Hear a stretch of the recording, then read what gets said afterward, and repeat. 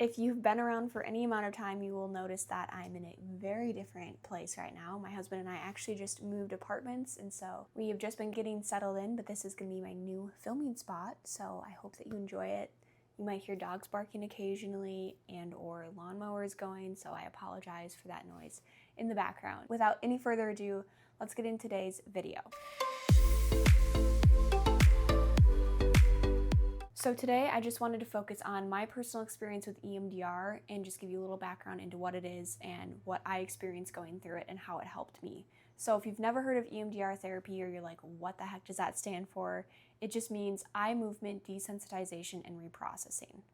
That is a mouthful, I know. Hence why everyone calls it EMDR therapy. And really what this is doing is using eye movement to reprocess a memory that could be really traumatic for someone, and maybe they're suffering from PTSD or they're just having flashbacks throughout their day or different triggers from things that don't seem to be related to the event but are really impacting them emotionally and even physically at times.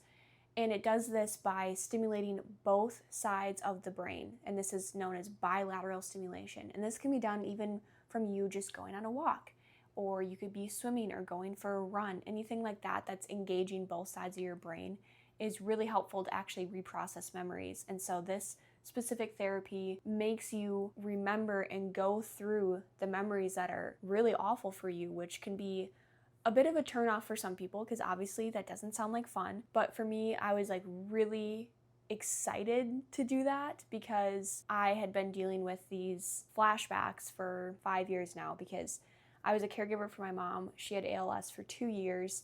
I was 17 and then 19 when she passed away. So just trying to deal with all those emotions, which I had heavily suppressed and just was trying to get through daily life. And then obviously grieving her, I wanted to work through those emotions so that the memories weren't triggering me so much. What was really interesting about my therapist and the way that she did it, because when you look up EMDR therapy, you might read that therapists have two fingers out like this, and they ask their patients to, while they're recounting the memory, fix their gaze on one finger and then move it to the other and back and forth. And that eye movement will be a form of bilateral stimulation to help process that memory. And what was cool about what my therapist used was something known as tappers. And so they were just little handheld devices, and it was connected via wire to a little remote that she had that would change the speed of vibrations that got sent from one hand to the other. And so what was great about that was I got to actually close my eyes while I was just thinking and reliving the memory. So I didn't have to speak it out loud while I'm going through it, which is great because sometimes obviously you can cry from that.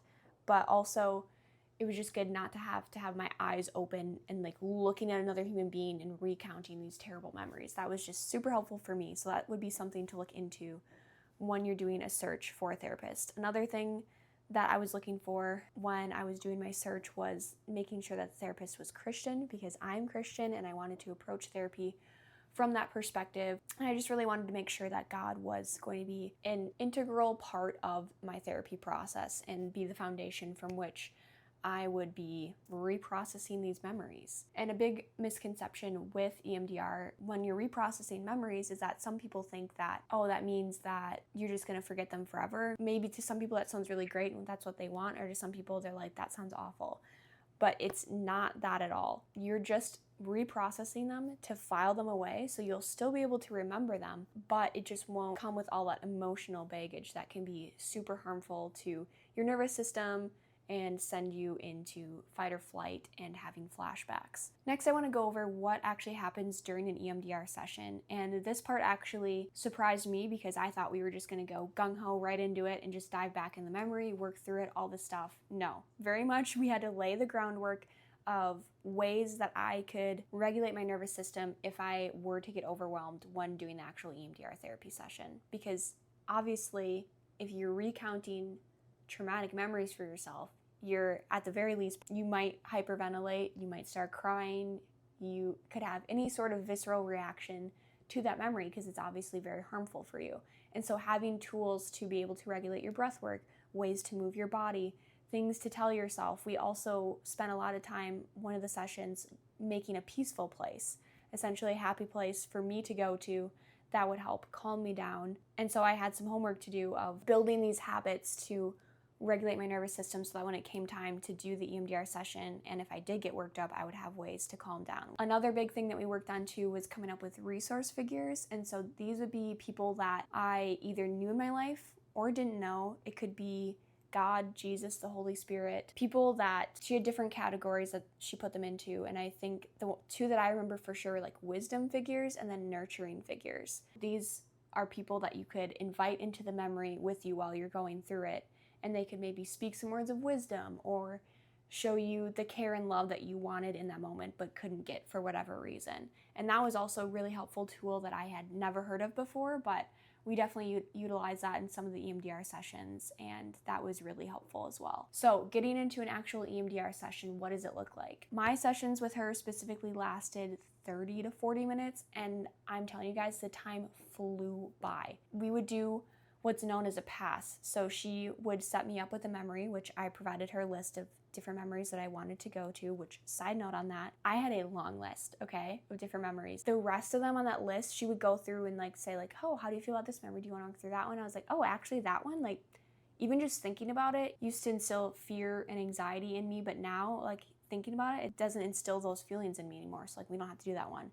EMDR can have a domino effect on other memories that can be very traumatic for you. So that's a great thing. That means you don't have to go through every single memory. If you can target those core emotions that are at the root of those memories, it can just have a domino effect, like I said. So that's super great. Anyway, so she would set me up with a memory, and then she would let me close my eyes, turn the tappers on to a speed, and your eyes will follow the tappers, even with your eyes closed. It's kind of trippy to feel that, but it's also really cool. And she's watching for cues to know when I'm ready to come out of it. She would definitely notice right away that like my heart rate would start to increase, maybe my legs would be fidgeting, and then you could see like my shoulders relax and my breathing slow down, and she would know that I was kind of done going through that traumatic memory. And I'm just thinking back through everything I can remember in that moment, who I'm with, maybe any like sorts of smells or what was said. And sometimes obviously you do get emotional when you're thinking about that. A lot of the times though, I actually wasn't. And then we would come out of the past. So maybe I was in it for like a minute, and she'd just be like, okay, like what did you experience? And then maybe I told her, I was like, oh, I felt this feeling in my body, or I felt really guilty about this, and that made me, fearful, whatever it was. And she would just take the time to either be like, okay, we need to go back in and you just sit with that emotion, or she would prompt me in other ways. But a lot of times it was just unprompted and be like, hey, do you need to like go back in and sit with that and just see what else comes up? And sometimes it was me coming out of that pass and saying, oh, my adult self told my younger self this. And that's really kind of a good thing that you want to do in EMDR. You want to bring your present self back into that and to tell yourself what you need to do. Or maybe it could be a resource figure doing that for you. Being like, I needed this in this moment, I didn't get that. And just saying things out loud, like I was angry at that time and I had no way to express it, is so beneficial, because just saying things out loud instead of suppressing them can release a lot of the emotional charge from that memory. I would leave the EMDR sessions just feeling so light and just way better about it. And another practice she had me implement too in between sessions was journaling, and specifically journaling about the session and the memory that came up and how I felt in my body and what it brought up for me, but then also journaling the subsequent days as well. And that was also a super great outlet for me as well, that I still try to continue to this day. I don't do it perfectly, but consistently enough that I know that I feel way better after I do it. It's not like I'm like holding in all these emotions and feelings and different thoughts. I'm getting them out. I'm praying them to God. And she also did a great job of praying too before sessions or for specific things, and that definitely made me feel a lot lighter as well. We did that for 3 months straight. Every single week we'd meet for almost an hour, and we'd talk about the previous session for the first 10 minutes or so, do the work for the next 30 to 40 minutes, and then we'd end always with 5 minutes in peaceful place. So just regulating your nervous system, getting set up for the next week. And also what can happen with EMDR therapy is your brain can actually be processing that for the next 2 to 3 days, I believe. I sometimes experience this in my dreams. Like I feel like they were just a lot more peaceful, but your brain should be delegating that memory now to the files and not just playing it on a loop and getting stuck in a certain traumatic spot. And so when I was all said and done, when we were approaching the last session, I was reflecting on all of the ways that it had helped me, and I actually had to come up with something for my therapist to just describe the whole journey of therapy for me. And what I would equate it to is a ball of yarn that's tangled up is how I came into therapy.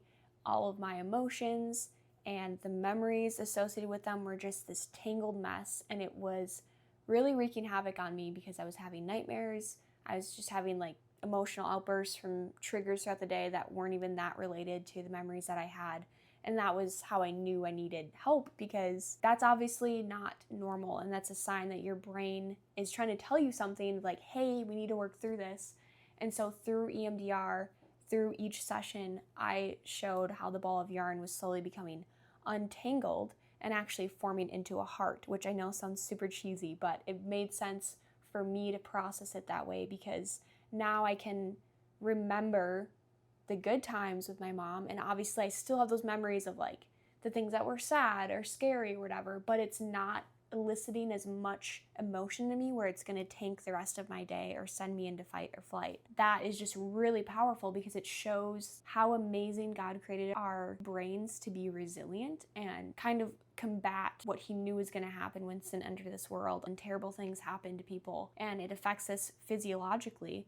And it's just amazing that he hardwired it into our nervous system and our brain to be able to rework itself and come out better on the other side.